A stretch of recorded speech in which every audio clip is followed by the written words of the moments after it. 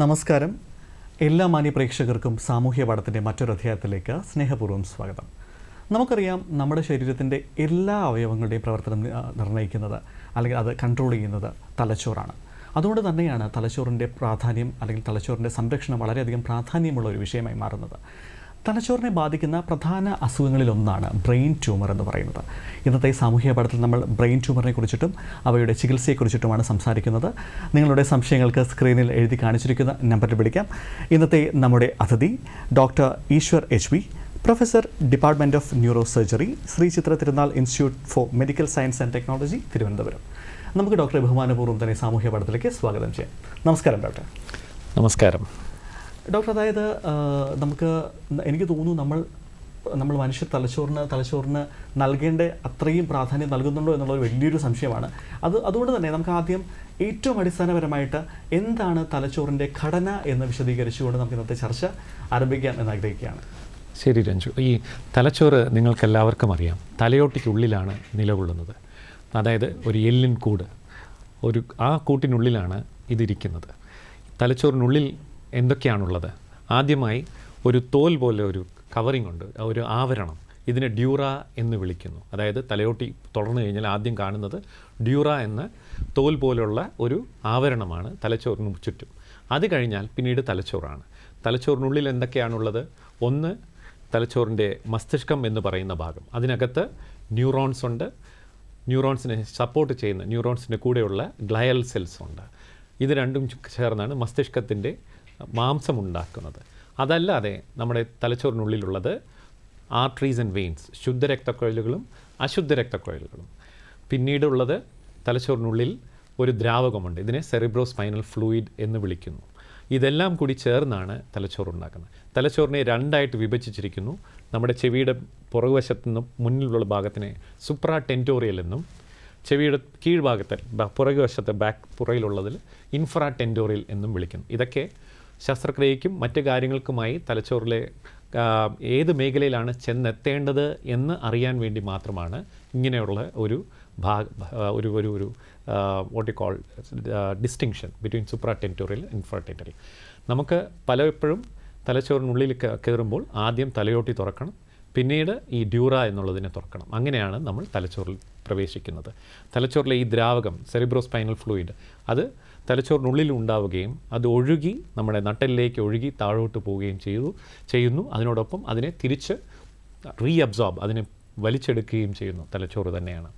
അപ്പോൾ ഏകദേശം 150 ml ദ്രാവകം തലച്ചോറിനുള്ളിൽ ഉണ്ട്.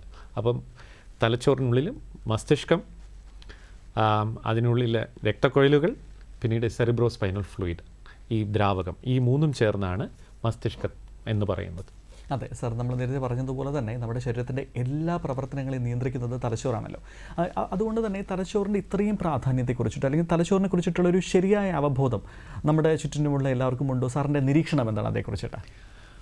തലച്ചോറ് ഉള്ളതുപോലും പലപ്പോഴും പലരും തിരിച്ചറിയുന്നില്ല എന്നുള്ളതാണ് സത്യം. കാരണം എന്ന് വെച്ചാൽ തലച്ചോറ്, നമുക്ക് വിശപ്പറിയാം, ദാഹമറിയാം, പക്ഷേ തലച്ചോറിൻ്റെ എന്താണ് ആവശ്യം എന്നുള്ളത് നമുക്കറിയില്ല. അതുകൊണ്ട് തന്നെ നമുക്ക് തലച്ചോറിനെ കുറിച്ച് അധികം നമ്മൾ ചിന്തിക്കുന്നു, നമ്മൾ പ്രവർത്തിക്കുന്നു, നമ്മുടെ എല്ലാ കാണുന്നു, കേൾക്കുന്നു, തൊടുന്നു, സ്പർശനം അറിയുന്നു, ഇതെല്ലാം തലച്ചോറിലാണ് നടക്കുന്നത്. അതെല്ലാം ഓട്ടോമാറ്റിക്കായിട്ട് നടക്കുന്നതാണ്, മനുഷ്യൻ അറിയാതെ തന്നെ നടക്കുന്ന കാര്യങ്ങളാണ്. അതുകൊണ്ട് തന്നെ തലച്ചോറിനെ പറ്റി പലരും, അതിൻ്റെ പ്രവർത്തനത്തെക്കുറിച്ച് പലരും ഓർക്കാറില്ല, അതിനെപ്പറ്റി ചിന്തിക്കാറില്ല. അതെ, അതുമായിട്ട് തന്നെ ചേർത്ത് ചോദിച്ചോട്ടെ സാർ. അതായത് നമുക്ക് തലച്ചോറിനെ ബാധിക്കുന്ന വിവിധ തരത്തിലുള്ള രോഗങ്ങളുണ്ടെങ്കിലും അതിൽ ബ്രെയിൻ ട്യൂമർ എന്ന് പറയുന്നത് നമുക്ക് കുറച്ച് പേടിപ്പെടുത്തുന്ന അല്ലെങ്കിൽ നമ്മളെ കുറച്ച് ആകുലതപ്പെടുത്തുന്ന രോഗങ്ങളിലൊന്നാണ്. അപ്പോൾ നമുക്ക് എന്താണ് ബ്രെയിൻ ട്യൂമർ എന്നൊന്ന് വിശദീകരിക്കാമോ ഡോക്ടർ? ബ്രെയിൻ ട്യൂമർ അഥവാ തലച്ചോറിനുള്ളിൽ വരുന്ന മുഴകൾ, തലയോട്ടിക്കുള്ളിലും തലച്ചോറിലും വരുന്ന മുഴകൾ, ഇതിനെ ഞങ്ങളുടെ ഭാഷയിൽ പറഞ്ഞാൽ, ന്യൂറോ സർജന്മാരുടെ ഭാഷയിൽ പറഞ്ഞാൽ ഇൻട്രാക്രേനിയൽ സ്പേസ് ഓക്കുപ്പൈങ് ലീഷൻസ്, അതായത് തലയോട്ടിക്കുള്ളിലെ കുറച്ച് ഭാഗം അപഹരിക്കുന്ന ഒരു അസുഖത്തിനെയാണ് ബ്രെയിൻ ട്യൂമർ എന്ന് വിളിക്കുന്നത്. ഇത് പൊതുവെ 2 വിധത്തിൽ നമുക്ക് ഡിവൈഡ് ചെയ്യാം. അതായത് ഒന്ന് ക്യാൻസർ അല്ലാത്ത ബിനൈൻ ട്യൂമേഴ്സ്, ക്യാൻസർ അല്ലാത്ത ട്യൂമേഴ്സ്. രണ്ടാമതെന്ന് പറയുന്നത് ക്യാൻസറസ് ട്യൂമേഴ്സ്, അത് കുട്ടികളിലും മുതിർന്നവരിലും കാണുന്ന ക്യാൻസറസ് ട്യൂമർ. ഇങ്ങനെ വിഭജിക്കാം. ഈ ഞാൻ നേരത്തെ ഘടനയെ പറ്റി പറഞ്ഞല്ലോ, അതിൽ നമ്മുടെ മസ്തിഷ്കത്തിനുള്ളിലെ ഈ തോൽ പോലെയുള്ള ആവരണത്തിൽ നിന്ന് വരുന്ന മുഴകളെയാണ് മെനിഞ്ചിയോമ എന്ന് വിളിക്കുന്നത്. ഇതിലൊരു 99% ക്യാൻസർ ബാധയ്ക്ക് വിധേയമാകാത്ത മുഴകളാണ്.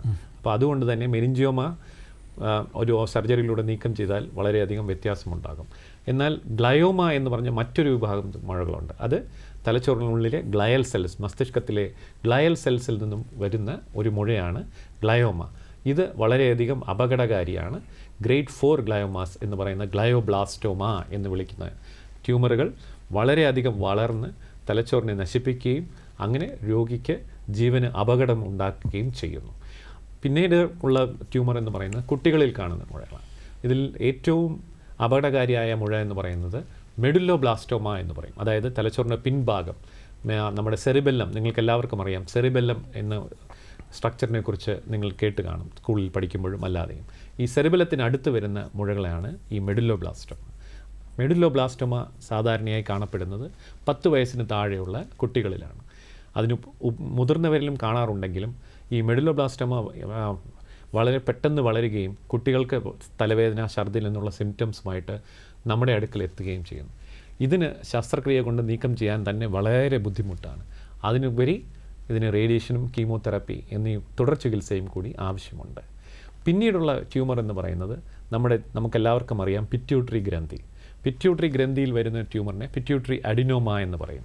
ഇത് നമ്മുടെ തലച്ചോറിൻ്റെ ഫ്ലോർ കീഴ്ഭാഗത്ത് ആണ് സ്ഥിതി ചെയ്യുന്നത്.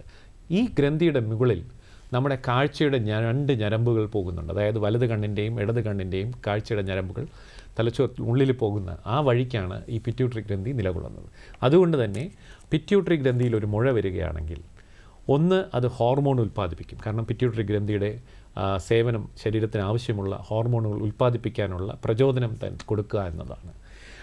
രണ്ടാമത്തെ കാര്യമായി ഈ കാഴ്ചയുടെ ഞരമ്പിന് സമ്മർദ്ദമുണ്ടാക്കുകയും അതുവഴി ഒരു രോഗിക്ക് കാഴ്ച കുറയുകയും ചെയ്യുന്നു. അങ്ങനെയാണ് പലപ്പോഴും ഇവർ ഒരു ന്യൂറോ സർജൻ്റെ കയ്യിലോ ഒരു കണ്ണ് ഡോക്ടറിൻ്റെ നേത്രരോഗ വിദഗ്ധൻ്റെ മുന്നിൽ എത്തുന്നത്. ഇതൊക്കെയാണ് സാധാരണയായി കാണപ്പെടുന്ന മുഴകൾ. സാർ, നമുക്ക് കൂടുതൽ വിശദമായിട്ടുള്ള ചർച്ചയിലേക്ക് പോകുന്നതിന് മുമ്പ് നമുക്ക് നമ്മുടെ ആദ്യത്തെ പ്രേക്ഷകൻ എത്തിച്ചേർന്നിട്ടുണ്ട്. നമസ്കാരം, സാമൂഹ്യ പാഠത്തിലേക്ക് സ്വാഗതം. പേര് പറയാമോ? ശരി, ഡോക്ടറോട് സംശയം ചോദിച്ചോളൂ. ഹലോ, നമസ്കാരം. ആരാണ്? ഡോക്ടറെ, ഞാൻ ഐസക്കാണ്. ഐസക്, പറയൂ ഐസക്. ഞാൻ ഈ മെസ്റ്റൽ സ്പാർക്സ് ഹോമി എന്ന് പറയുന്ന ഗുളിക, കാലത്തെ ഹോമി ഗുളിക കഴിച്ചിട്ടുണ്ട്. പിന്നെ ഇടയ്ക്കിടയ്ക്ക് വയറുവേദന ഉണ്ടാകും, ഉറക്കം തീരെ കുറവാണ്. ഒന്നുകൂടി പറയാമോ? എനിക്ക് നേരെ കേൾക്കുന്നില്ല. എന്ത് മരുന്നാ കഴിക്കുന്നത്? ഹോമി ഗുളിക, ഒമിപ്രസോൾ. അത് കഴിക്കുന്നുണ്ട്. പിന്നെ മെസ്റ്റൽ സ്പാർക്സ് കഴിക്കുന്നുണ്ട് വയറുവേദനയ്ക്ക്. രണ്ടാമത്തെ മരുന്നിന്റെ പേര് എനിക്ക് ശരിയായിട്ട് കേട്ടില്ല, ഒന്നുകൂടി പറയാമോ? മെഫ്താൾ എന്നാണ് ഉദ്ദേശിച്ചത്. നിങ്ങൾ ആദ്യം പറഞ്ഞ എന്തിനാണ് ഇത് ഡോക്ടർ തന്നിരിക്കുന്നതെന്ന് പറയാമോ? ഏത് ഡോക്ടറാണ് തന്നിരിക്കുന്നത് നിങ്ങൾക്ക്? അതേ പെരുമ്പാവൂരുള്ള ഒരു ജോർജ് ജോൺ എന്ന് പറയുന്ന ഡോക്ടറാണ്. ഈ ഒമീസ് എന്നുള്ള ഗുളിക സാധാരണ അൾസറിനാണ് കൊടുക്കുന്നത്. അതായത് വയറ്റിലെ ആസിഡിറ്റി മൂലം വരുന്ന ബുദ്ധിമുട്ടുകൾ ഒഴിവാക്കാനാണ് ഒമീസ് കൊടുക്കുന്നത്. അത് പലരും ദീർഘകാലം കഴിക്കാറുണ്ട്.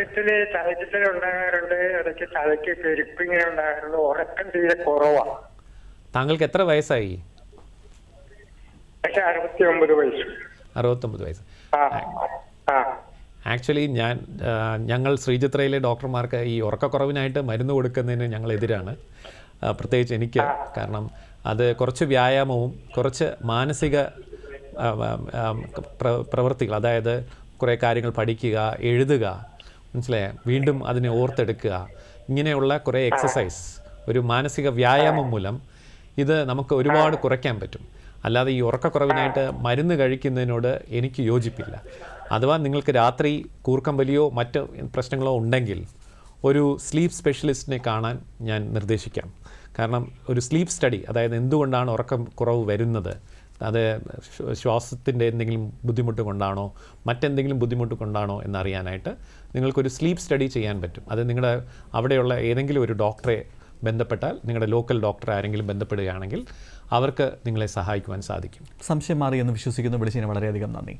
സർ, നമ്മൾ ബ്രെയിൻ ട്യൂമർ, വിവിധ തരത്തിലുള്ള ബ്രെയിൻ ട്യൂമറുകൾ, അതേക്കുറിച്ച് നമ്മൾ ചർച്ച ചെയ്തുകൊണ്ടിരിക്കുകയായിരുന്നു. പക്ഷേ പൊതുവേ നമ്മൾ പറയാറുണ്ട്, ഏതൊരു രോഗം തന്നെയാണെങ്കിലും അത് നമ്മൾ തുടക്കത്തിൽ കണ്ടുപിടിച്ചാൽ ചികിത്സ അല്ലെങ്കിൽ അതുമൂലമുണ്ടാകുന്ന ബുദ്ധിമുട്ടുകൾ വളരെ കുറയ്ക്കാൻ സാധിക്കും എന്നുള്ളത്. അത് നമുക്ക് തുടക്കത്തിൽ തന്നെ കണ്ടുപിടിക്കണമെങ്കിൽ കൃത്യമായിട്ടും അവയുടെ ലക്ഷണങ്ങൾ കൂടി നമ്മൾ അറിഞ്ഞിരിക്കണം. അപ്പോൾ പ്രധാനമായിട്ടും ബ്രെയിൻ ട്യൂമർ എന്ന് പറയുന്ന രോഗത്തിൻ്റെ ലക്ഷണങ്ങൾ എന്തൊക്കെയാണ്? അത് എന്തെല്ലാം സൂചനകളാണ് നമുക്ക് ശരീരം തരുന്നത്? ഒരു ബ്രെയിൻ ട്യൂമർ വരുന്നതിന് മുമ്പേ പലപ്പോഴും, എല്ലായ്പ്പോഴുമല്ല പലപ്പോഴും, നമുക്ക് അതിൻ്റേതായ സൂചനകൾ നമുക്ക് കിട്ടും. ഒന്ന്, സാധാരണയായി കാണുന്നത് തലച്ചോറിലെ മുഴകൾ കാരണം വരുന്നത് തലവേദനയാണ്. അത് സാധാരണ മൈഗ്രെയിൻ പോലത്തെ തലവേദനയല്ല, അത് ചെറുപ്പകാലം മുതലേ ഉള്ള തലവേദന. ഇതുവരെ തലവേദന വരാത്ത ഒരാൾക്ക് ഒരു തലവേദന വരുന്നു, പ്രത്യേകിച്ച് രാത്രി കാലങ്ങളിൽ വരുന്ന തലവേദന, അതായത് തലച്ചോറിൻ്റെ പ്രഷർ കൂടിയിട്ട് വരുന്ന തലവേദന. ചിലപ്പോൾ തലവേദനയോടൊപ്പം ഛർദിലുണ്ടാവും. മൈഗ്രെയിൻ പോലെ തന്നെയാണ്, പക്ഷേ മൈഗ്രെയിൻ പോലത്തെ പാറ്റേൺ കാണത്തില്ല. ഈ ഛർദിൽ കഴിഞ്ഞാൽ തലവേദന കുറയുകയും ചെയ്യും. അങ്ങനെയുള്ള ഒരു തലവേദന ഉണ്ടെങ്കിൽ ഒരു മുഴയുടെ ലക്ഷണം ആയിരിക്കാം. പിന്നീട് ഉള്ള പ്രശ്നം എന്ന് പറയുന്നത്, പലപ്പോഴും ഈ ട്യൂമർ നമ്മുടെ മസ്തിഷ്കത്തിൻ്റെ പ്രധാന ഭാഗങ്ങൾ, അതായത് കയ്യോ കാലോ നിയന്ത്രിക്കുന്ന ഭാഗത്ത് നിന്ന് ഉണ്ടാവുകയാണെങ്കിൽ അതിൻ്റെ ചലനശേഷി, അതായത് കൈക്കോ കാലിനോ ഉള്ള ബലക്കുറവോ മറ്റു പ്രശ്നങ്ങളോ ഉണ്ടാക്കിയേക്കാം. പിന്നീടുള്ള ഏറ്റവും വളരെയധികം കാണപ്പെടുന്ന ഒരു ലക്ഷണം, രോഗലക്ഷണം എന്തെന്നാൽ അപസ്മാരം അല്ലെങ്കിൽ എപ്പിലെപ്റ്റിക് അറ്റാക്സ് അല്ലെങ്കിൽ സീഷർ എന്ന് വിളിക്കുന്നത്. അതായത് ഒരു തലച്ചോറിലെ ഒരു മുഴ ഉണ്ടാകുമ്പോൾ അതിന് ചുറ്റുമുള്ള മസ്തിഷ്കത്തിനെ അത് ഇറിറ്റേറ്റ് ചെയ്യുന്നു. അതുവഴി ചില വൈദ്യുതി തരംഗങ്ങൾ ഉണ്ടാവുന്നു, ഇലക്ട്രിക് ഡിസ്ചാർജ് ഉണ്ടാവുന്നു. ഇതിലൂടെ നമ്മുടെ തലച്ചോറിനുള്ളിൽ ഒരു എപ്പിലെപ്റ്റിക്, അതായത് ഒരു അപസ്മാരം ഉണ്ടാവുകയും ഒരു വെട്ടൽ എന്ന് നമ്മുടെ നാട്ടുകാർ ഉപയോഗിക്കുന്ന വെട്ടുണ്ടായി എന്ന് പറഞ്ഞ് ആശുപത്രിയിൽ വരികയും ചെയ്യും. പിന്നീട് ചിലർക്ക് ഈ തലച്ചോറിൻ്റെ മുൻവശത്തുള്ള മുഴകളാണെങ്കിൽ അത് കാരണം നമ്മുടെ പേഴ്സണാലിറ്റിയിൽ വളരെയധികം മാറ്റങ്ങൾ വരാം. അതായത് ചിലർക്ക് ഓർമ്മക്കുറവ് വരാം, ചിലർക്ക് അറിയാതെ യൂറിൻ പാസ് ചെയ്യുന്ന, മൂത്രമൊഴിക്കുന്ന ഒരു പ്രശ്നം വരാം. ചിലർക്ക് വളരെ എക്സൈറ്റഡ് ആയിട്ട് വളരെയധികം ഉന്മാദാവസ്ഥയിൽ പെരുമാറുന്നത് കാണാം. പിന്നീടുള്ള ഒരു ബുദ്ധിമുട്ടെന്ന് പറയുന്നത് കാഴ്ചയിൽ മങ്ങൽ. പലപ്പോഴും ഈ പിറ്റ്യൂട്ടറി ഗ്രന്ഥിയിലെ മുഴകൾക്കാണ് കാഴ്ച മങ്ങി നമ്മുടെ മുന്നിലെത്തുന്നത്. പിന്നീട് അല്ലാതെ തലച്ചോറിലെ പ്രഷർ കൂടുകയും കണ്ണിൽ നിന്നുള്ള 2 ഞരമ്പുകൾ തലച്ചോറിലേക്ക് പോകുന്ന വഴി ഈ പ്രഷർ കൂടിയിട്ട് ഈ കണ്ണിലെ ഞരമ്പ് ശരിയായ വിധം പ്രവർത്തിക്കാതെ വരികയും ചെയ്യും. അങ്ങനെ വരുമ്പോൾ കാഴ്ച മങ്ങുകയും ചെയ്യും. ഇതൊക്കെയാണ് സാധാരണയായി കാണുന്ന രോഗലക്ഷണങ്ങൾ. സർ, ഈ പറയുന്നത് പോലെ ബ്രെയിൻ ട്യൂമറിൻ്റെ പല ലക്ഷണങ്ങളിൽ ഒന്ന് എന്ന് പറയുന്നത് തലവേദന തന്നെയാണല്ലോ.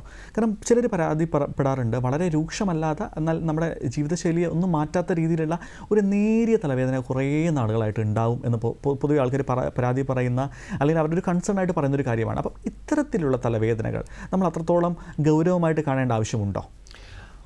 തലവേദന എന്ന് പറയുന്നത് വളരെ അധികം പൊതുവായ ഒരു പരാതിയാണ്. ഏത് ഒ പിയിൽ എടുത്താലും തലവേദന കൊണ്ടുവരുന്ന ഒരുപാട് പേരുണ്ട്. അതിൽ ഒരു പ്രധാന ഭാഗം തലവേദനകൾ മൈഗ്രെയിൻ കൊണ്ടുണ്ടാകുന്നത്. ഈ മൈഗ്രെയിൻ എപ്പോഴും ഒരു പാറ്റേൺ കാണും. അതായത് തലവേദന വരുന്നു, അതായത് ഒരു ട്രിഗർ ഫാക്ടർ, മൈഗ്രെയിൻ ഉണ്ടാക്കാനായിട്ടുള്ള ഹിതകരമായ ഒരു സാഹചര്യം, ആഹാരം കഴിക്കാതിരിക്കുക, ഉറക്കമൊഴിക്കുക, സ്ട്രെസ്സിൽ കൂടെ കടന്നു പോവുക, അല്ലെങ്കിൽ വെയിലത്ത് പോവുക, ഇങ്ങനെയൊക്കെയുള്ള ചെറിയ പാറ്റേൺസ്. സ്ത്രീകൾക്ക് പ്രത്യേകിച്ച് അവരുടെ മെൻസ്ട്രുവൽ പീരീഡ്സിന് മുമ്പ് ചില ആഹാരങ്ങൾ, അതായത് ചീസ് ചോക്ലേറ്റ്, ഇങ്ങനെയൊക്കെയുള്ള ആഹാരങ്ങൾ കൊണ്ട് ട്രിഗർ ചെയ്യുന്ന ഒരു പാറ്റേൺ കാണും. ഇതല്ല ഒരു പുതിയൊരു തലവേദനയാണ് ആണെങ്കിൽ നമുക്ക് ഇതിനെ ഒരു വൈദ്യപരിശോധന ചെയ്യേണ്ടതാണ്. തലവേദന തലച്ചോറിലെ മുഴകൾ കൊണ്ട് മാത്രമല്ല ഉണ്ടാകുന്നത്. നമ്മുടെ ENT, അതായത് കാത്, ചെവി, സൈനസ്, ഇവിടങ്ങളിൽ നിന്നുള്ള പ്രശ്നങ്ങൾ കാരണം വരാം. കണ്ണിൻ്റെ പ്രഷർ കൂടുന്നത് മൂലം തലവേദന വരാം. ചിലപ്പോൾ കാഴ്ചയുടെ റിഫ്രാക്ടറി എറേഴ്സ്, അതായത് നമ്മുടെ ലെൻസിൽ വരുന്ന പ്രശ്നങ്ങൾ കൊണ്ട് വരാം. ഇതെല്ലാം റൂൾ ഔട്ട് ചെയ്തതിന് ശേഷം മാത്രമേ നമ്മൾ തലച്ചോറിലെ ഒരു മുഴയെക്കുറിച്ച് ചിന്തിക്കേണ്ടതുള്ളൂ. എല്ലാ തലവേദനകളും മസ്തിഷ്ക മുഴകളാണെന്ന് ആലോചിച്ച് കഴിഞ്ഞാൽ നമുക്കൊരിക്കലും സാധാരണയായി ജീവിക്കാൻ പറ്റില്ല. നമ്മളെപ്പോഴും ഒരു ഭീതിയുടെ പിടിയിലായി പോകും. അങ്ങനെ ഉണ്ടാകരുത് എന്നാണ് ഞങ്ങളെല്ലാവരും ആഗ്രഹിക്കുന്നത്. തീർച്ചയായിട്ടും സാർ, നമുക്ക് മറ്റൊരു പ്രേക്ഷകൻ ചേരുകയാണ്. നമസ്കാരം, സാമൂഹ്യ പാഠത്തിലേക്ക് സ്വാഗതം. പേര് പറയാമോ? നമസ്കാരം, എൻ്റെ പേര് ബൈജു എന്നാണ്. ശരി, ഡോക്ടർ ചോദിച്ചോളൂ. ഞാൻ ഒന്ന് ഇടപെട്ടോട്ടെ ബൈജു. ടി വിയുടെ വോളിയം കുറച്ചതിന് ശേഷം സംശയം ചോദിക്കാമോ?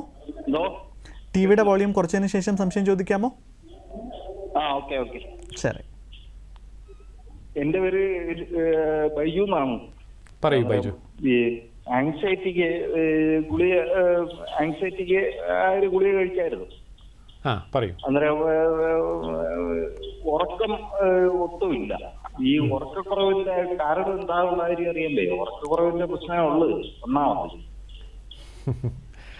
ഇത് തലച്ചോറിൻ്റെ ഒരു മുഴയുടെ പ്രശ്നം കാരണം ഉറക്കക്കുറവ് വരുന്നത് സാധാരണ ഉള്ള ഒരു കാര്യമല്ല. മനസ്സിലായോ? താങ്കൾക്ക് ആങ്സൈറ്റി ഓൾറെഡി ഉള്ളതാണ്. താങ്കൾ എപ്പോഴെങ്കിലും ഒരു സൈക്യാട്രിസ്റ്റിനെയോ ആരെങ്കിലും കാണിച്ചിട്ടുണ്ടോ? ഞാനൊരു സൈക്യാട്രിസ്റ്റിനെ കാണിച്ചായിരുന്നു. അന്നേരം കാണിച്ചപ്പം അന്നേരം പുള്ളി 2 മരുന്ന് തന്നായിരുന്നു. ആന്റിഡപ്പ് എന്നും പറഞ്ഞത് 2 മരുന്ന് തന്നായിരുന്നു. ആന്റിഡപ്പ്, പിന്നെ ആക്ടിവൺ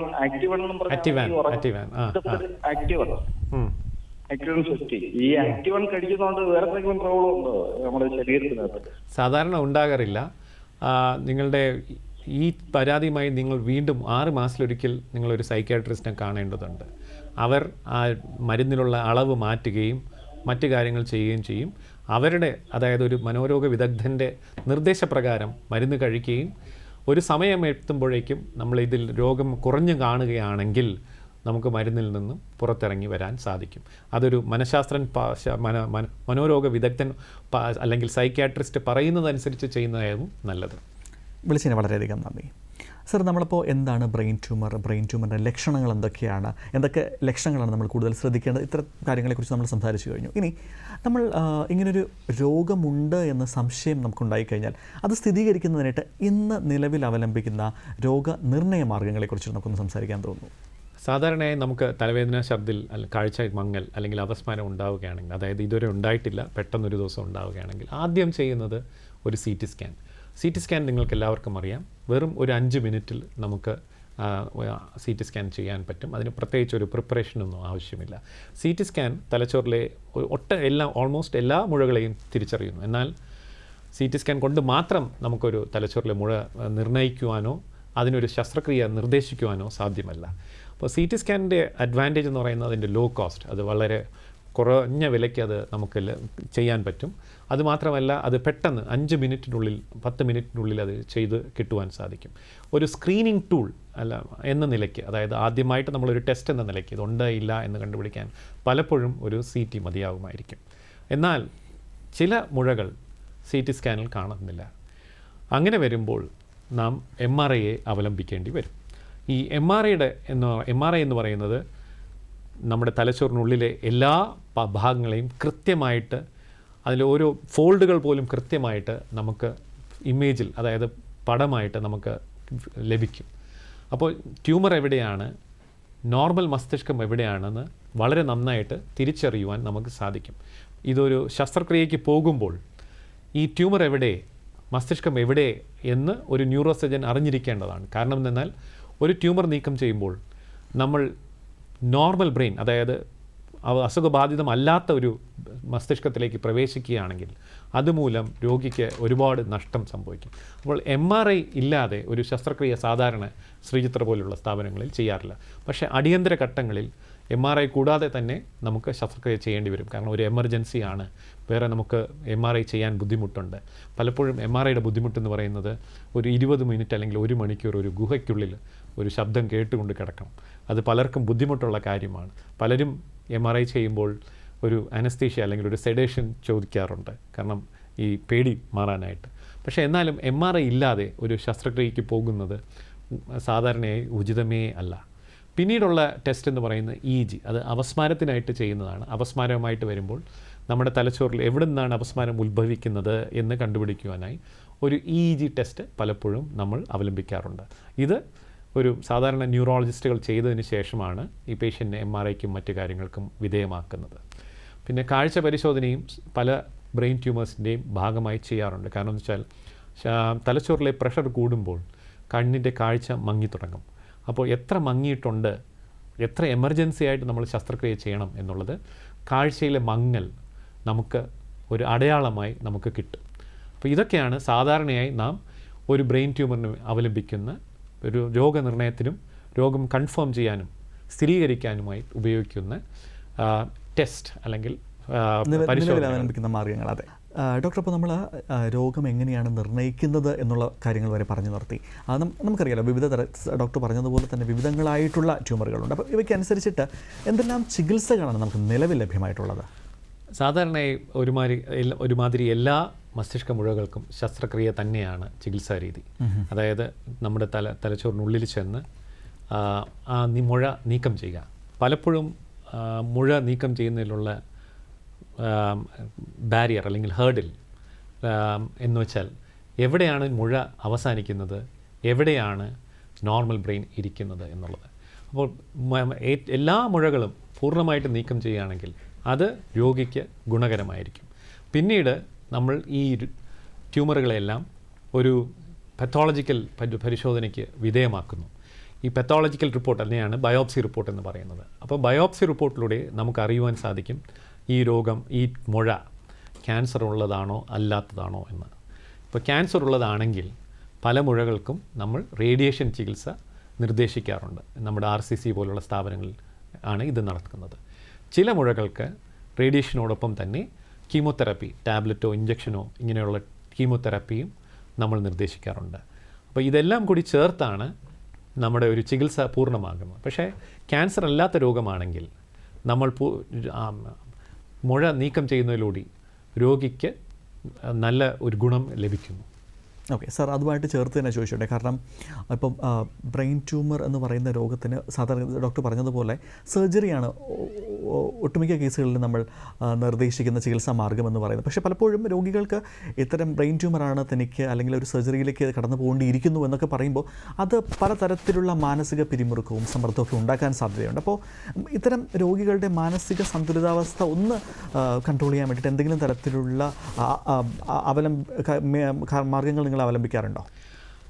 ശസ്ത്രക്രിയയ്ക്ക് വരുന്ന ഓരോ രോഗിയും വളരെയധികം പിരിമുറുക്കത്തിലൂടെയാണ് കടന്നു പോകുന്നത്. രോഗി മാത്രമല്ല, അവരുടെ കുടുംബങ്ങളും. കാരണം നമ്മുടെ വീട്ടിലൊരാൾക്ക് ഒരു അസുഖം, അതായത് തലച്ചോറിന് ഒരു അസുഖം ഉണ്ടെങ്കിൽ അത് നമ്മുടെ വീട്ടിലെ എല്ലാവരെയും ബാധിക്കും. ഒരു മാനസിക പിരിമുറുക്കം. ശ്രീചിത്രയിലെ ഒരു കഥ ഞാൻ പറയുകയാണെങ്കിൽ, ഒരു സ്കൂൾ ടീച്ചറിനെ ഞങ്ങൾ അഡ്മിറ്റ് ചെയ്ത് അത് ഒരു ട്യൂമറിനായിട്ട് അഡ്മിറ്റ് ചെയ്തു. അദ്ദേഹത്തിൻ്റെ ഭാര്യ ട്യൂമർ അഡ്മിറ്റ് ചെയ്തതിന് ശേഷം ഈ രോഗി തിരിച്ചു വരത്തില്ല എന്ന് കരുതി ആത്മഹത്യ ചെയ്തു. പിന്നീടാണ് മനസ്സിലായത് ആ രോഗം ക്യാൻസർ രോഗമല്ലായിരുന്നു എന്നുള്ളത്. അപ്പോൾ ഇതിന് നമ്മൾ ചെയ്യേണ്ട കാര്യം, അതായത് ഈ രോഗിയോട് നമ്മൾ പറഞ്ഞുവെങ്കിലും അവർക്കത് മനസ്സിലായില്ല. പലരും ആ മാനസിക പിരിമുറുക്കത്തിൽ നമ്മൾ പറയുന്നത് എന്താണെന്ന് അവർക്ക് അത് മനസ്സിലാകത്തില്ല. നാം ചെയ്യേണ്ടതെന്ന് വെച്ചാൽ, ഓരോ ഡോക്ടറും ഓരോ ന്യൂറോ സർജനും ചെയ്യണമെന്ന് വെച്ചാൽ പ്രീ ഓപ്പറേറ്റീവ് കൗൺസിലിംഗ്, അതായത് ശസ്ത്രക്രിയയ്ക്ക് മുമ്പ് തന്നെ രോഗിയോടും രോഗിയുടെ ബന്ധുക്കളോടും സംസാരിക്കുക. പ്രത്യേകിച്ച് ക്യാൻസർ അല്ലാത്ത രോഗികൾക്ക്. ഇന്ന് ന്യൂറോ സർജറി എന്ന് പറയുന്നത് വളരെയധികം സേഫ് ഔട്ട്കംസ് ഉള്ള ഒരു വൈദ്യശാസ്ത്ര മേഖലയാണ്. അതുകൊണ്ട് തന്നെ ശസ്ത്രക്രിയ കൊണ്ട് നിങ്ങളുടെ രോഗം മാറ്റാൻ പറ്റും എന്ന് ഒരു വാക്യം പറഞ്ഞാൽ മതി, പല രോഗികൾക്കും അതൊരു വലിയൊരു റിലീഫ് ആയിരിക്കും. ഈ പ്രീ ഓപ്പറേറ്റീവ് കൗൺസിലിംഗ് ഇല്ലാതെ ഒരു ശസ്ത്രക്രിയ ചെയ്യുന്നത്, ചില എമർജൻസി ഘട്ടങ്ങളിൽ അത് പറ്റില്ല, പക്ഷേ ഒട്ടുമിക്ക കേസ് രോഗികൾക്കും നമുക്കൊരു പ്രീ ഓപ്പറേറ്റീവ് കൗൺസിലിംഗ് ചെയ്യുന്നത്, അല്ലെങ്കിൽ എന്താണ് ഓപ്പറേഷൻ, എന്തിനാണ് ചെയ്യുന്നത്, ഇതുകൊണ്ട് എങ്ങനെയാണ് രോഗവിമുക്തി നമുക്ക് സിദ്ധിക്കുവാൻ കഴിയുന്നത്, ഇതൊക്കെ നമ്മൾ പറഞ്ഞ് ഫലിപ്പിച്ചാൽ രോഗിയുടെ മാനസിക പിരിമുറുക്കം ഒരുപാട് കുറയും. വളരെയധികം സാർ പറയുന്ന കാര്യങ്ങൾ വളരെ കൃത്യമായിട്ട് നമുക്ക് മനസ്സിലാകുന്ന രീതിയിൽ തന്നെയാണ്. കാരണം എനിക്കത് എൻവിഷൻ ചെയ്യാൻ സാധിക്കുന്നുണ്ട്. സാർ, പൊതുവേ നമ്മൾ ബ്രെയിൻ ട്യൂമറിന് അവലംബിക്കുന്ന സർജറികൾ, പ്രത്യേകിച്ച് ന്യൂറോ സർജറികൾ വളരെയധികം പ്രാധാന്യം നിറഞ്ഞതാണ്, അല്ലെങ്കിൽ വളരെയധികം പ്രത്യേകതകൾ നിറഞ്ഞതാണെന്ന് നമ്മൾ പൊതുവേ പറയാറുണ്ട്. എന്തുകൊണ്ടായിരിക്കും സാർ അങ്ങനെ പറയുന്നത്? അത് മസ്തിഷ്കത്തിൻ്റെ സവിശേഷത തന്നെയാണ്. കാരണം മസ്തിഷ്കമില്ലെങ്കിൽ, അതായത് ഞാൻ ന്യൂറോ സർജറിക്ക് കോഴ്സിന് ജോയിൻ ചെയ്തപ്പോൾ എന്നോട് പറഞ്ഞത് 1 മീറ്റർ നമ്മുടെ ആമാശയം നീക്കം ചെയ്താലും ഒരു പ്രശ്നം വരത്തില്ല. എന്നാൽ 1 സെൻറ്റിമീറ്റർ മസ്തിഷ്കത്തിൻ്റെ ഒരു ഭാഗം നീക്കം ചെയ്യുകയാണെങ്കിൽ അത് ഉണ്ടാക്കുന്ന വിപത്ത് വളരെ അധികമായിരിക്കും. ഒരു കാര്യം എന്ന് വെച്ചാൽ, ന്യൂറോ സർജൻസ് അനുഭവിക്കുന്ന ബുദ്ധിമുട്ടെന്ന് പറയുന്നത്, പലപ്പോഴും നമ്മൾ ശസ്ത്രക്രിയ ചെയ്തതിന് ശേഷം എന്താണ് ഉരുത്തിരിഞ്ഞ് വരിക എന്നുള്ളത് പ്രവചിക്കുവാൻ പറ്റില്ല. അതായത് ട്യൂമർ നീക്കം ചെയ്തു, എന്നാൽ രക്തസ്രാവമുണ്ടായി. ട്യൂമർ നീക്കം ചെയ്തു, അണുബാധയുണ്ടായി. ട്യൂമർ നീക്കം ചെയ്തു, ചുറ്റുമുള്ള ബ്രെയിനിന് കുറച്ച് ക്ഷതമേറ്റു, അതുകൊണ്ട് കൈക്കും കാലിനും ബലക്കുറവുണ്ടായി, അല്ലെങ്കിൽ സംസാരശേഷി കുറഞ്ഞു പോവുകയുണ്ടായി. ഇതൊക്കെ കോംപ്ലിക്കേഷൻസ് ആയിട്ട് നമുക്ക് കരുതാം. ഈ കോംപ്ലിക്കേഷൻസൊക്കെ കൺട്രോൾ ചെയ്യാനോ അല്ലെങ്കിൽ പ്രവചിക്കുവാനോ പലപ്പോഴും ഒരു ന്യൂറോ സർജന് സാധിക്കത്തില്ല. അതുകൊണ്ട് തന്നെയാണ് ന്യൂറോ സർജറി എല്ലാ സ്പെഷ്യാലിറ്റീസിൽ നിന്നും വിഭിന്നമായി ഒരു ഒരു ഒരു സവിശേഷമായ ഒരു സ്പെഷ്യാലിറ്റി ആയിട്ട് മാറുന്നത്.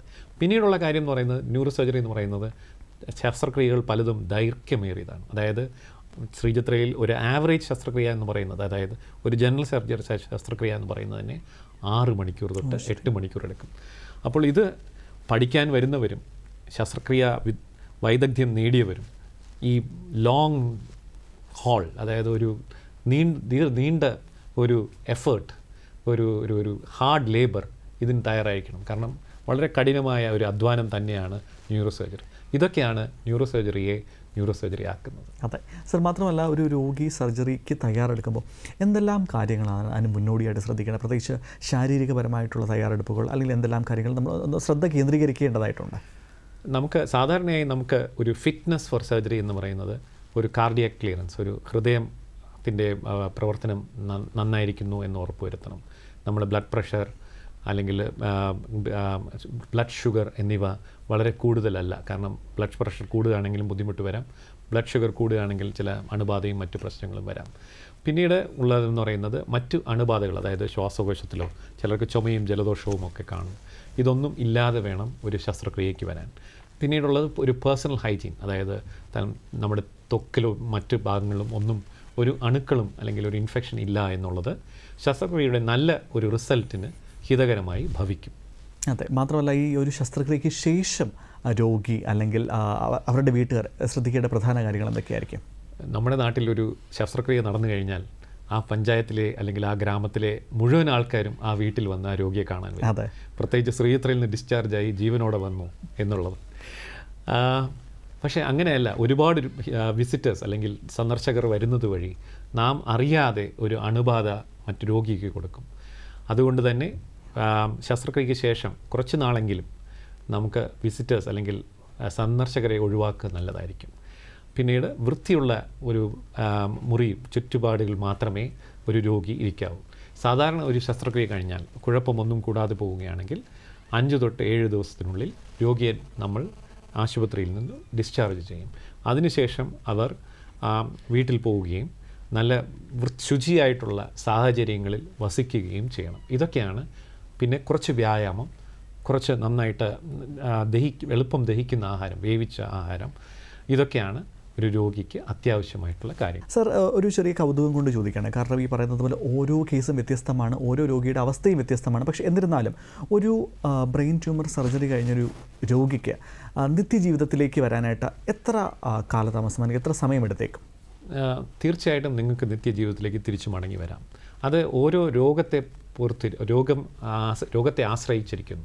ചില രോഗികൾ ശസ്ത്രക്രിയ കഴിഞ്ഞാൽ അനായാസകരമായി ജീവിതത്തിലേക്ക് തിരിച്ചു വരും. അഥവാ നിങ്ങൾക്കൊരു വശം തളർന്നു പോവുകയോ കൈക്കോ കാലിനോ ബുദ്ധിമുട്ട് വരികയോ അല്ലെങ്കിൽ നേരത്തെ ഉണ്ടായിരുന്നു അതിൽ നിന്ന് റിക്കവർ ചെയ്യാനായിട്ട് ഫിസിയോതെറപ്പിയും മറ്റു മാർഗ്ഗങ്ങളും അവലംബിക്കേണ്ടി വരും. ഇങ്ങനെയൊക്കെ വരികയാണെങ്കിൽ മാത്രമേ ഉള്ളൂ നമുക്ക് കുറച്ചുകൂടി ദൈർഘ്യം, അതായത് വീണ്ടും ഒരു ജോലിക്ക് പ്രവേശിക്കുവാനോ അല്ലെങ്കിൽ ജീവിതത്തിലേക്ക് തിരിച്ചു വരുവാനോ സമയമെടുക്കുന്നത്. സാധാരണ ഒട്ടുമിക്ക രോഗികളും ഒരാഴ്ചക്കുള്ളിൽ ഒരു ആശുപത്രിയിൽ നിന്ന് വീട്ടിലെത്തുകയും ഏകദേശം 2-3 ആഴ്ചയ്ക്കുള്ളിൽ അവർ വീണ്ടും മുമ്പ് ചെയ്തിരുന്ന എല്ലാ കാര്യങ്ങളും, ദൈനംദിന കാര്യങ്ങളല്ലാതെ അവരുടെ ഔദ്യോഗിക കാര്യങ്ങളും നിർവഹിക്കാനുള്ള ശക്തിയും ബാക്കിയുള്ള കാര്യങ്ങളും കൈവരിക്കുന്നുണ്ട്. സർ, മാത്രമല്ല നമ്മൾ ബ്രെയിൻ സർജറി അല്ലെങ്കിൽ ന്യൂറോ സർജറിയുമായിട്ട് ബന്ധപ്പെട്ടിട്ട് പലപ്പോഴായി പറഞ്ഞു കേൾക്കുന്നൊരു വാക്കാണ് ക്രാനിയോട്ടമി. സർ, എന്താണ് സർ അതുകൊണ്ട് ഉദ്ദേശിക്കുന്നത്? ക്രേനിയം എന്ന് പറയുന്നതാണ് തലയോട്ടി. ക്രേനിയോട്ടമി എന്ന് പറയുന്നത് തലയോട്ടി തുറക്കുക എന്നുള്ളതാണ്. അതായത് നിങ്ങൾക്കെല്ലാവർക്കും അറിയാം, മസ്തിഷ്കം ഒരു വാൾട്ടിനുള്ളിൽ, അതായത് വളരെ സുരക്ഷയോടെ തലയോട്ടിക്കുള്ളിൽ സ്ഥിതി ചെയ്യുന്നു.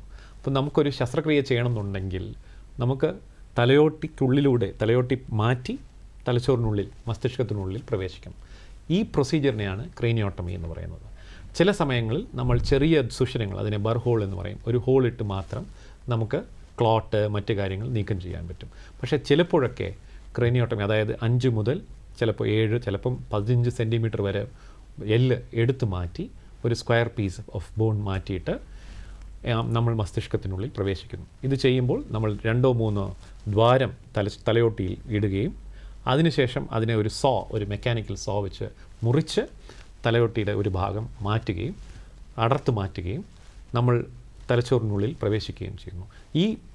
ഈ പ്രൊസീജിയറിനെയാണ് ക്രേനിയോട്ടമി എന്ന് പറയുന്നത്. ശസ്ത്രക്രിയയ്ക്ക് ശേഷം തലയോട്ടി തിരിച്ചു വയ്ക്കുകയും അതിനെ പ്ലേറ്റ് ആൻഡ് സ്ക്രൂ വെച്ച് ചുറ്റുമുള്ള എല്ലുമായി ഘടിപ്പിച്ച് ഫിക്സ് ചെയ്ത് വെക്കും. അതോടുകൂടി ശസ്ത്രക്രിയ അവസാനിക്കുന്നു. സർ, അതുമായിട്ട് ചേർത്ത് തന്നെ ചോദിച്ചോട്ടെ, കാരണം പൊതുവെ വിദഗ്ധർ പറയാറുണ്ട് ആരോഗ്യ മേഖലയിലെ ഏറ്റവും വലിയ കണ്ടുപിടുത്തങ്ങളിൽ ഒന്ന് എന്ന് പറയുന്നത് അനസ്തേഷ്യയാണ് എന്നുള്ളതാണ്.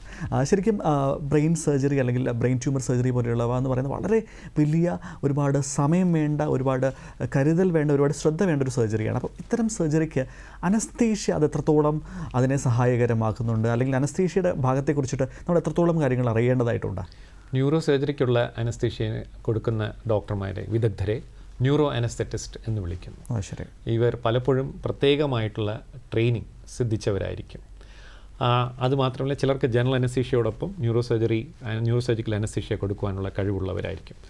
അപ്പം ന്യൂറോ അനസ്തീഷ്യ എന്ന് പറയുന്നത് പ്രത്യേക ഒരു സ്പെഷ്യാലിറ്റി തന്നെയാണ്. കാരണം തലച്ചോറിലെ ഓപ്പറേഷൻ എല്ലാം ജനറൽ അനസ്തീഷ്യയിലാണ് ചെയ്യുന്നത്. അതായത് നമ്മളെ മുഴുവനുമായിട്ട് മയക്കിയിട്ട് നമ്മുടെ ശ്വാസകോശത്തിൻ്റെ പ്രവർത്തനം, നമ്മുടെ ശ്വാസോച്ഛ്വാസത്തിനെ ഒരു മെഷീൻ, അത് വെന്റിലേറ്റർ എന്നുള്ള മെഷീൻ ഏറ്റെടുക്കുന്നു. ഇതിനെയാണ് ജനറൽ അനസ്തീഷ്യ എന്ന് പറയുന്നത്. തലച്ചോറിലെ ശസ്ത്രക്രിയയിൽ ഒരു ഒട്ടുമുക്കാൽ ശസ്ത്രക്രിയകളും ജനറൽ അനസ്തീഷ്യയിലാണ് ചെയ്യുന്നത്. ഇതിനോടൊപ്പം തന്നെ ഇപ്പോൾ എവേക്ക് അനസ്തീഷ്യ എന്നൊരു പുതിയ ഒരു അനസ്തീഷ്യ പ്രോട്ടോക്കോൾ വന്നിട്ടുണ്ട്.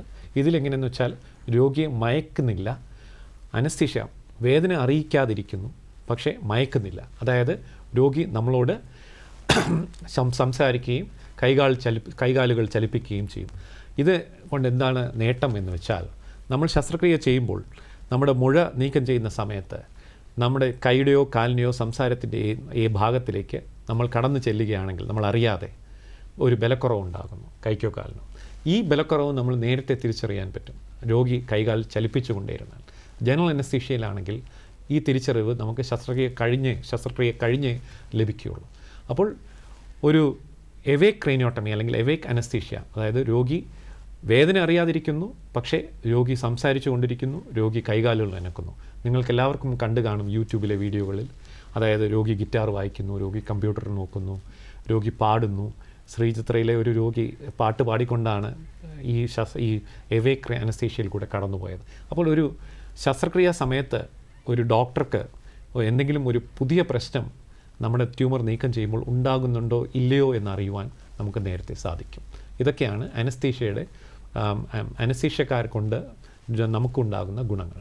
ഡോക്ടർ, നമ്മളൊരു പ്രത്യേകിച്ച് നമ്മൾ മലയാളികൾ ചെറിയൊരു മരുന്ന് കഴിച്ചാൽ പോലും ഇതിന് എന്ത് സൈഡ് എഫക്റ്റ് ഉണ്ട് എന്ന് നമ്മൾ വളരെ സൂക്ഷ്മമായി നിരീക്ഷിക്കുക നമ്മുടെ ഇൻ്റർനെറ്റിലൊക്കെ കയറി പരാതാറുണ്ട്. പ്രത്യേകിച്ച് ഇത്തരത്തിലുള്ള ബ്രെയിൻ സർജറികൾക്ക്, ബ്രെയിൻ ട്യൂമർ നീക്കം ചെയ്യൽ സർജറികൾക്ക് എന്തെങ്കിലും തരത്തിലുള്ള പാർശ്വഫലങ്ങളോ ഉണ്ടാകാൻ സാധ്യതയുണ്ട്? എന്താണ് സാറിൻ്റെ നിരീക്ഷണം അതേക്കുറിച്ചിട്ട്? ശസ്ത്രക്രിയ ചെയ്യുമ്പോൾ പലപ്പോഴും നമുക്ക് നിയന്ത്രിക്കാൻ പറ്റാത്ത ചില വേളകൾ ഉണ്ടായേക്കാം. അങ്ങനെ വരുമ്പോൾ നമുക്ക് രോഗിക്ക് ചില ബുദ്ധിമുട്ടുകൾ ഉണ്ടാവാം. സാധാരണയായി കാണപ്പെടുന്നത് കൈക്കോ കാലിനോ ചലനശേഷി നഷ്ടപ്പെടുക അല്ലെങ്കിൽ കുറഞ്ഞു പോവുക. അതായത് നിങ്ങൾക്കെല്ലാവർക്കും അറിയാം, മസ്തിഷ്കത്തിലെ ഒരു ഭാഗം നമ്മുടെ കൈയിനെയും കാലിനെയും ചലിപ്പിക്കുന്ന ഭാഗമാണ്. അവിടെ ഉണ്ടാകുന്ന ട്യൂമറുകൾ അല്ലെങ്കിൽ അതിനടുത്തുണ്ടാകുന്ന ട്യൂമറുകൾ നമ്മൾ കൂടുതൽ നീക്കം ചെയ്യുന്ന സമയത്ത് ഒരു നോർമൽ ബ്രെയിൻ, അതായത് കൈയിനെയും കാലിനെയും ചലിപ്പിക്കുന്ന ഭാഗത്തിന് കുറച്ച് ക്ഷതമേൽക്കാം. ഇതുവഴി കൈക്കോ കാലിനോ ബുദ്ധിമുട്ടുണ്ടാകാം. ചില രോഗികൾക്ക് അണുബാധയുണ്ടാകാം. ശസ്ത്രക്രിയ കഴിഞ്ഞ് മെനിഞ്ചൈറ്റിസ്, തലച്ചോറിലെ അണുബാധ ഉണ്ടാകാം. ഇങ്ങനെ വരികയാണെങ്കിൽ നമുക്ക് ശക്തമായ ആൻറ്റിബയോട്ടിക്സ് കൊടുത്ത് ഈ അണുബാധ നിയന്ത്രണ വിധേയമാക്കേണ്ടതുണ്ട്. പിന്നെയുള്ള ബുദ്ധിമുട്ട് എന്ന് പറയുന്നത് ചിലർക്ക് ഓർമ്മക്കുറവ്, അത് പ്രത്യേകിച്ച് നമ്മൾ തലച്ചോറിനുള്ളിൽ ഡെപ്തിൽ ചെയ്യുന്ന ചില മുഴകൾക്ക് ഓർമ്മക്കുറവ് ഉണ്ടാക്കിയേക്കാം. ചിലർക്ക് അവരുടെ പേഴ്സണാലിറ്റിയിൽ ചില മാറ്റങ്ങൾ വന്നേക്കാം. ഇതൊക്കെയാണ് കാണപ്പെടുന്ന അതായത് മസ്തിഷ്ക ശസ്ത്രക്രിയയിൽ ഉണ്ടായേക്കാവുന്ന കോംപ്ലിക്കേഷൻസ് അഥവാ സങ്കീർണതകൾ. ഇതുകൊണ്ട് നിങ്ങൾ ഒരിക്കലും മസ്തിഷ്ക ശസ്ത്രക്രിയയെ പേടിച്ച് പിന്മാറരുത്. ആത്മഹത്യ ചെയ്യേണ്ട ഒരു ആവശ്യവുമില്ല. നിങ്ങൾക്ക് പലപ്പോഴും ഇതിങ്ങനെയൊക്കെ ശ്രീചിത്രയിൽ തന്നെ ഒരു നല്ല റെക്കോർഡുണ്ട്. 90% കൂടുതൽ നല്ല റിസൾട്ടാണ് ഉണ്ടാവുന്നത്. അതെ സർ, പ്രത്യേകിച്ച് സാങ്കേതിക മികവുള്ള ഈ കാലഘട്ടത്തിൽ. അതെ സാർ, അതുമായിട്ട് ചേർത്ത് തന്നെ ചോദിച്ചിട്ട്, കാരണം ശാസ്ത്രം എന്ന് പറയുന്നത് ഓരോ അനുനിമിഷവും വളർന്നുകൊണ്ടിരിക്കുന്ന ഒരു കാര്യമാണ്. പുതിയ പുതിയ കണ്ടുപിടുത്തങ്ങൾ വരുന്നത് നമ്മുടെ ജീവിതശൈലിയും ജീവിതം ഒക്കെ മെച്ചപ്പെടുത്തുന്ന രീതിയിലാണ് ഓരോ കണ്ടുപിടുത്തങ്ങൾ. അപ്പോൾ പ്രത്യേകിച്ച് ഈ ഒരു ബ്രെയിൻ സർജറിയുടെ കാര്യത്തിൽ അല്ലെങ്കിൽ ന്യൂറോ സർജറികളുടെ കാര്യത്തിൽ എന്തൊക്കെ മാറ്റങ്ങളാണ് സാർ നമുക്ക് പ്രതീക്ഷിക്കാവുന്ന, അല്ലെങ്കിൽ എന്തൊക്കെ പരീക്ഷണങ്ങളാണ് ഇപ്പോൾ നടന്നുകൊണ്ടിരിക്കുന്നത്? നിങ്ങൾക്ക് എല്ലാവർക്കും അറിയാം, ന്യൂറോ സർജറി എന്ന് പറയുന്നത് ഒരു കാലത്ത് വളരെ ബുദ്ധിമുട്ടും, കാരണം ഒരുപാട് കോംപ്ലിക്കേഷൻസ് ഉണ്ടായിരുന്ന ഒരു കാലഘട്ടം ഉണ്ടായിരുന്നു. നമ്മൾ ചരിത്രത്തിലേക്ക് തിരിഞ്ഞു നോക്കുകയാണെങ്കിൽ ആദ്യമായി ന്യൂറോ സർജറിയിൽ വന്ന മാറ്റം എന്ന് പറയുന്നത് ഒരു മൈക്രോസ്കോപ്പ്. അതായത് നമുക്ക് പലപ്പോഴും ഈ ചെറിയ ഭാഗങ്ങൾ കാണാനുള്ള ബുദ്ധിമുട്ട്, ട്യൂമറിനും നോർമൽ ബ്രെയിനിനും ചില രക്തക്കുഴലുകൾ കാണാനുള്ള ബുദ്ധിമുട്ട്, ഇങ്ങനെയൊക്കെ വരുമ്പോഴാണ് നമുക്ക് കോംപ്ലിക്കേഷൻ ഉണ്ടാവുക. അപ്പോൾ ഇത് ഒഴിവാക്കാനായിട്ട് നമുക്ക് ഓപ്പറേറ്റിംഗ് മൈക്രോസ്കോപ്പ്, നമുക്കൊരു മാഗ്നിഫൈഡ് ഇമേജ്, പല തവണ മാഗ്നിഫൈ ചെയ്ത ഒരു ഇമേജിലൂടെ നമുക്ക് ശസ്ത്രക്രിയ ചെയ്യാൻ പറ്റും. രണ്ടാമതായി ഇപ്പോൾ വന്നിട്ടുള്ളത് എൻഡോസ്കോപ്പ്, അതായത് താക്കോൽ ദ്വാര ശസ്ത്രക്രിയ. അതായത് ഇപ്പോൾ പിറ്റ്യൂട്ടറി ഗ്രന്ഥിയിലെ ഒരു മുഴയാണെന്ന് കരുതിക്കൊള്ളൂ. നമുക്ക് മൂക്കിൽ കൂടെ, പിറ്റ്യൂട്ടറി ഗ്രന്ഥി നിലകൊള്ളുന്നത് മൂക്കിൻ്റെ പുറകുവശത്ത് കണ്ണിൻ്റെ താഴെയാണ്. അപ്പോൾ മൂക്കിൽ കൂടെ അവിടെ എത്തുകയും ഒരു ചെറിയ ദ്വാരം, ഏകദേശം 8 മില്ലിമീറ്ററോളം ഉള്ള ഒരു ദ്വാരം ഉണ്ടാക്കുകയും അതുവഴി തലച്ചോറിനുള്ളിൽ പ്രവേശിക്കുകയും പിറ്റ്യൂട്ടറി ഗ്രന്ഥിക്ക് ചുറ്റുമുള്ള മുഴ നീക്കം ചെയ്യുവാൻ സാധിക്കും. അപ്പോൾ എൻഡോസ്കോപ്സ് അതൊരു റെവല്യൂഷണറി ടൂളാണ്. പിന്നീടുള്ളതെന്ന് പറയുന്നത് ഇമേജ് ഗൈഡൻസ്, അതായത് തലച്ചോറിലെ ഒരു നാവിഗേഷൻ സിസ്റ്റം. നമ്മൾ വണ്ടി ഓടിക്കുമ്പോൾ ഉപയോഗിക്കുന്ന പോലത്തെ ഒരു നാവിഗേഷൻ സിസ്റ്റം തലച്ചോറിനുള്ളിലും നമ്മൾ ഉപയോഗിക്കുന്നു. അത് MRI എടുത്തതിന് ശേഷം ഒരു കമ്പ്യൂട്ടർ പ്രോഗ്രാം വഴി ഇൻ്റഗ്രേറ്റ് ചെയ്ത് നമ്മുടെ തലച്ചോറിലെ ഫിക്സ്ഡ് ലാൻഡ് മാർക്സുമായിട്ട് കോർത്തിണക്കി നമ്മുടെ കയ്യിലൊരു പ്രോബ്, അല്ലെങ്കിൽ ഒരു വാൻഡ് കാണും. ആ വാൻഡ് നമ്മുടെ പൊസിഷൻ എവിടെയാണ്, തലച്ചോറിനുള്ളിൽ എവിടെയാണ് എന്ന് വളരെ വ്യക്തമായി MRIയിൽ കാണിച്ചു തരുന്നു. ഇതുകൊണ്ട് തന്നെ നമുക്ക് വഴിതെറ്റി ഒരു അപകടത്തിലേക്ക് ചെന്ന് ചാടുവാനുള്ള സാധ്യതകൾ കുറയ്ക്കുന്നു. പിന്നെ അനസ്തീഷ്യയിൽ തന്നെ മാറ്റങ്ങൾ തന്നെ വളരെയധികമുണ്ട്. ഇന്ന് അനസ്തീഷ്യ സമയത്ത് ഞാൻ നേരത്തെ പറഞ്ഞ പോലെ എവേക് ക്രനിയോട്ടമി, അതായത് ഉണർന്നിരുന്നു കൊണ്ട് തന്നെ ശസ്ത്രക്രിയ ചെയ്യുന്നത്. ഇപ്പോൾ മറ്റൊരു ടൂൾ എന്ന് പറയുന്നത് നമ്മുടെ ശസ്ത്രക്രിയ വേളയിൽ ഒരു എക്കോ ചെയ്യുന്നത്, അതായത് നമ്മുടെ വായിലൂടെ ഒരു കുഴൽ കടത്തിവിട്ട് ഹൃദയത്തിനടുത്ത്, അതായത് ഈസോഫാഗസിന് കൂടി ഹൃദയത്തിനടുത്ത് നിലകൊള്ളിപ്പിക്കുന്നു. അപ്പോൾ ഇങ്ങനെ ഒരു എക്കോ ചെയ്യുമ്പോൾ നമ്മുടെ തലച്ചോറിൽ ഓപ്പറേഷൻ നടക്കുന്ന സമയത്ത് ഹൃദയത്തിൽ വരുന്ന വ്യതിയാനങ്ങൾ നമുക്ക് ഉടനെ തന്നെ കണ്ടുപിടിക്കുവാൻ സാധിക്കും. പിന്നീട് നിങ്ങൾക്ക് എല്ലാവർക്കും അറിയാം, ഇപ്പോൾ വരുന്ന പുതിയ കാര്യങ്ങൾ പറയുന്നത് തലച്ചോറിൽ അവിടെ ഇവിടെയൊക്കെ സ്റ്റിമുലേറ്റ് ചെയ്യുക. പ്രത്യേകിച്ച് ഇപ്പോൾ പാർക്കിൻസോണിസം പോലുള്ള രോഗങ്ങൾക്ക് സ്റ്റിമുലേറ്റ് ചെയ്യുന്നത് വഴി, അതായത് ഒരു ബാറ്ററി വെച്ചിട്ട് ഒരു പവർ സോഴ്സ് കൊണ്ടുപോയി തലച്ചോറിനുള്ള ഒരു ഇലക്ട്രോഡ് വെച്ച് ഒരു കറണ്ട് അടുപ്പിക്കുക, സാധാരണക്കാരുടെ ഭാഷയിൽ പറഞ്ഞാൽ കറണ്ട് അടുപ്പിക്കുക എന്ന് വേണമെങ്കിൽ പറയാം. ഇതുവഴി നമ്മുടെ തലച്ചോറിനുള്ളിലെ ചില ഭാഗങ്ങളെ സപ്രസ് ചെയ്യും. അതുവഴി പാർക്കിൻസോണിസം പോലുള്ള അസുഖങ്ങൾക്ക് കുറച്ചെങ്കിലും ആശ്വാസം ലഭിക്കും. ഇതിനെ ഡീപ്പ് ബ്രെയിൻ സ്റ്റിമുലേഷൻ എന്നാണ് വിളിക്കുന്നത്. ഈ ഡീപ്പ് ബ്രെയിൻ സ്റ്റിമുലേഷൻ തന്നെ ഇപ്പോൾ സൈക്യാട്രിക് അസുഖങ്ങൾക്കും മാനസിക രോഗങ്ങൾക്കും വളരെയധികം ഉപകാരപ്രദമായി കാണുന്നുണ്ട്. എല്ലാ രോഗികൾക്കുമല്ല, ഇതിലുള്ള പഠനങ്ങൾ വന്നുകൊണ്ടിരിക്കുകയാണ്. ഇനി ഒരു 5-10 വർഷത്തിനുള്ളിൽ ഇതിനെക്കുറിച്ച് നമുക്ക് ക്ലിയറായിട്ട് വ്യക്തമായ ധാരണ നമുക്ക് ലഭിക്കും. ഇതൊക്കെയാണ് സാധാരണയായി ഇപ്പോൾ നടക്കുന്ന പുതിയ പുതിയ കാര്യങ്ങൾ. നിങ്ങൾക്കെല്ലാവർക്കും അറിയാം, ഇയോൺ മസ്കിൻ്റെ ന്യൂറാലിങ്ക് എന്ന സാങ്കേതിക വിദ്യ. ന്യൂറാലിങ്ക് എന്ന് വെച്ചാൽ തലച്ചോറിനുള്ളിൽ റോബോട്ടിൻ്റെ സഹായത്തോടുകൂടി കുറേയധികം പ്രോബ്സ് അല്ലെങ്കിൽ സ്റ്റിമുലേറ്റേഴ്സ് ഇടുന്നു. ഇത് തലച്ചോറിനുള്ളിൽ നടക്കുന്ന ഇലക്ട്രിക്കൽ ആക്ടിവിറ്റിയെ പിക്കപ്പ് ചെയ്യുന്നു. അതായത് അതൊരു കമ്പ്യൂട്ടറുമായിട്ട് ഇത് ബന്ധപ്പെടുന്നു, അതായത് ആശയവിനിമയം നടത്തുന്നു. അതുവഴി നമ്മുടെ തലച്ചോറിനുള്ളിൽ എന്താണ് നടക്കുന്നത്, അതായത് ഇത് ആദ്യമായി ടെസ്റ്റ് ചെയ്തത് കഴുത്തിന് താഴെ തളർന്ന ഒരു വ്യക്തിക്കായിരുന്നു. ആ വ്യക്തിക്ക് പാട്ട് കേൾക്കണം എന്ന് പറയുമ്പോൾ ഈ പ്രോബ്സ് തലച്ചോറിൽ നിന്നും ആ സിഗ്നൽ കണ്ടുപിടിച്ച് ഒരു കമ്പ്യൂട്ടറുമായിട്ട് ആശയവിനിമയം നടത്തുകയും പാട്ട് കേൾപ്പിക്കുകയും ചെയ്യും. ഇതൊക്കെയാണ് തലച്ചോറിനുള്ളിലെ ശസ്ത്രക്രിയ വഴി നമുക്ക് ഉണ്ടായേക്കാവുന്ന ഗുണങ്ങൾ. കുറേയധികം സാങ്കേതിക വിദ്യ തലച്ചോറിലെ മസ്തിഷ്കത്തിലെ ശസ്ത്രക്രിയയ്ക്കും മറ്റു കാര്യങ്ങൾക്കുമായിട്ട് ഉപയോഗിക്കുന്നുണ്ട്. ഇതൊക്കെ തന്നെ മനുഷ്യരാശിക്ക് ഹിതകരമായി ഭവിക്കും എന്ന് തന്നെയാണ് കരുതുന്നത്. തീർച്ചയായിട്ടും വളരെ സ്വാഗതാർഹമായിട്ടുള്ള കാര്യം തന്നെയാണ് സാർ. അത് മാത്രമല്ല, പ്രത്യേകിച്ച് ഇത്തരത്തിലുള്ള തലയ്ക്ക് ബ്രെയിൻ അല്ലെങ്കിൽ ന്യൂറോ സർജറികൾക്കൊക്കെയും പൊതുവേ നമ്മൾ തല മുട്ടയടിച്ച് കാണാറുണ്ട്. സാർ, എന്താണ് ഇതിൻ്റെ ഒരു ആവശ്യകത? പണ്ടൊക്കെ നമുക്ക് ഏറ്റവും വലിയ പേടി എന്ന് പറയുന്നത് തലച്ചോറിലെ അണുബാധയാണ്, അതായത് മെനിഞ്ചൈറ്റിസ്. ഞാൻ നേരത്തെ പറഞ്ഞ പോലെ ശസ്ത്രക്രിയ കഴിഞ്ഞു കഴിഞ്ഞാൽ മെനിഞ്ചൈറ്റിസ് വന്നാൽ നാം ചെയ്തതെല്ലാം വെറും പാഴായി പോകും. ശരി. അപ്പോൾ മുടിയുണ്ടെങ്കിൽ പലരുടെയും പണ്ടൊക്കെ ധാരണ എന്താണെന്ന് വെച്ചാൽ മുടിയുടെ ഇടയ്ക്കുകൂടി അണുബാധ ഉണ്ടാവുകയും ചെയ്യുന്നതാണ്.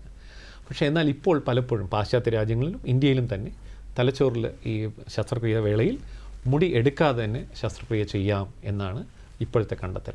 പക്ഷേ പലപ്പോഴും രോഗികൾക്ക് ഈ മുടിയുണ്ടെങ്കിൽ നമ്മുടെ ശസ്ത്രക്രിയ കഴിഞ്ഞ് മുറിവിന് ചുറ്റുമുള്ള ബാൻഡേജും രക്തവും ഓയിൻമെൻറ്റ്, അതായത് ആൻറ്റിബയോട്ടിക് ഓയിൻമെൻറ്റ്, ഇതെല്ലാം ചേർന്ന് മുടിക്ക് ഹിതകരമല്ലാത്ത ഒരവസ്ഥ ഉണ്ടാക്കും.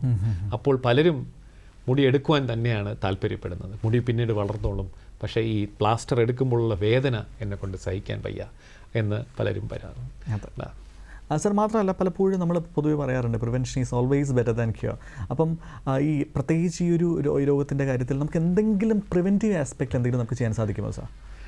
തലച്ചോറിലെ മസ്തിഷ്ക വരുന്ന മുഴകൾ ഒരു പ്രിവെൻറ്റീവ് പ്രൊസീജിയർ അല്ലെങ്കിൽ നമ്മുടെ ജീവിതശൈലി കൊണ്ട് മാറ്റാൻ പറ്റുന്നതല്ല. പണ്ടൊരു കാലത്ത് 1950-ലും 60-ലും തലച്ചോറിൽ റേഡിയേഷൻ ചെയ്തവർക്ക് ചില മെനിഞ്ചിയോമ എന്നുള്ള ട്യൂമർ രേഖപ്പെടുത്തിയിട്ടുണ്ട്. പക്ഷേ അത് റേഡിയേഷന് വിധേയനാകുന്ന വ്യക്തികൾക്ക് മാത്രമാണ്. അല്ലാതെ ഇന്ന ഒരു റിസ്ക് ഉണ്ടോ എന്ന് ചോദിച്ചാൽ അതില്ല. താങ്കൾ ചോദിക്കുന്ന ചോദ്യം മിക്കവാറും മൊബൈൽ ഫോണുമായിട്ട് ബന്ധപ്പെടുത്തിക്കൊണ്ടാണ്. മൊബൈൽ ഫോൺ കൊണ്ട് മസ്തിഷ്കത്തിൽ ബ്രെയിൻ ട്യൂമേഴ്സ് വരുന്നുണ്ടോ എന്നുള്ള ചോദ്യം കുറേ വർഷങ്ങളായി നമ്മുടെ മുന്നിൽ ഉണ്ട്.